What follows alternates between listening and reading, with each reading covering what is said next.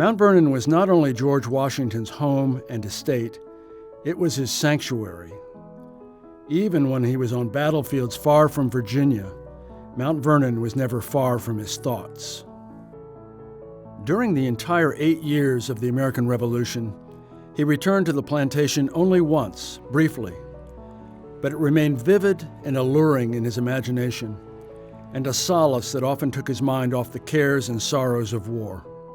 Washington fought for many things as Commander-in-Chief of the American Army: for his new country and his countrymen, for those unalienable rights spelled out in the Declaration of Independence.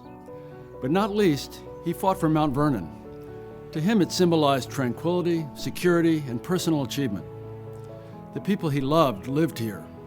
It was the center of his world and the epicenter of his happiness.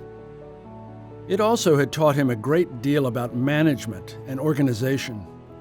Washington was a talented administrator with a brain suited to executive action, thanks to a remarkable memory, a knack for incisive thinking and clear writing, and a penchant for detail.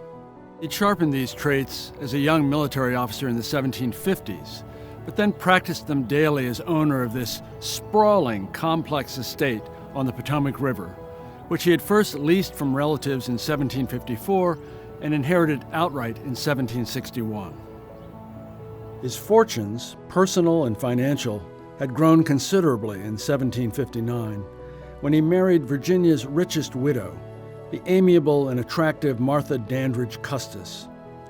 Over the years, their convenient business arrangement had become a love match, and together they would reign at Mount Vernon for 4 decades. It's probably not a coincidence that several of the headquarters Washington occupied during the Revolution evoked Mount Vernon, like the Vassal House in Cambridge during the American siege of Boston in 1775-76. That was a 3-story Georgian mansion with orchards, outbuildings, and a sweeping vista of the Charles River, reminiscent of this view of the Potomac. In the spring of 1776, he occupied the Mortier Mansion in Lower Manhattan, an estate on rising ground with baronial oaks a few hundred yards from the Hudson River. And from there he moved north of Harlem to the 19-room Morris Mansion with the kind of wide portico and panoramic view that Washington appreciated, in this case, of both the Hudson and East Rivers. Throughout the Revolution, Washington often found a few minutes here and there to devote to Mount Vernon. In August 1776, on the eve of the momentous battle for Long Island, he wrote an 8-paragraph note to Lund Washington, his cousin and overseer, about where best to sell flour, when to plant new trees, and how to find nails to renovate the north end of the house.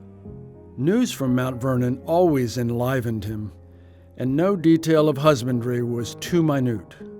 How creekbed stone was used to finish the chimney tops, how the corn crop was good despite heavy autumn rains, how the kitchen and storehouse roofs were painted and the slave quarters repaired, how a nasty bull had fatally gored a draft horse. Mount Vernon also made the war personal for the commander-in-chief, particularly after the Royal Governor of Virginia, John Murray, the Earl of Dunmore, announced the emancipation of slaves belonging to American rebels. Several slaves, in fact, fled Mount Vernon, seeking sanctuary of their own on British warships, and Washington further fretted over reports that British troops might sail up the Potomac to threaten his estate and those of his neighbors.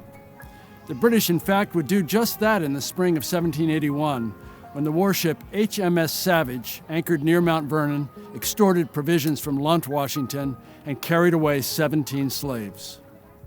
Having left Mount Vernon in early May 1775 to attend the Continental Congress in Philadelphia, where he was appointed commanding general, Washington would not return until early fall 1781, while en route with his French allies to Williamsburg and on to Yorktown. That visit was all too short, and not until the war formally ended in 1783 would he come home again. But in some sense, some spiritual sense, he had never left.